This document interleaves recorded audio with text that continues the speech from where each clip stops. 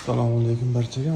Navbatdagi olib qolgan Damas avtomashinasi ishlar tayyor bo'ldi. Ko'rishdan o'yinlar yo'q holatda. Vakuum holatiga rezinkalarini olganimiz yo'q.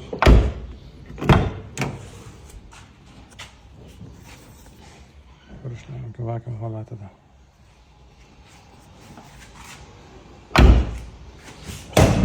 Ishlar bir mahsulda.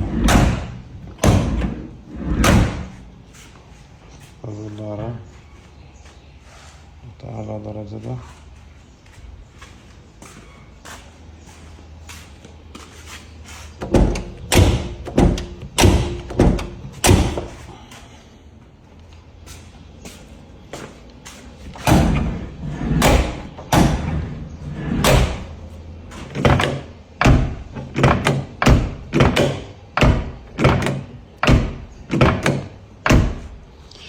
Shunday xizmatlar kerak bo'lsa, bemalol aloqaga chiqishlar mumkin.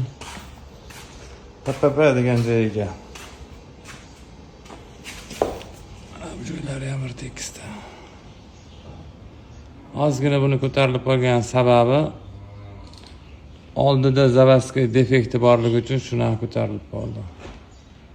Eng oxirgi nima dedi, shunga chiqdi.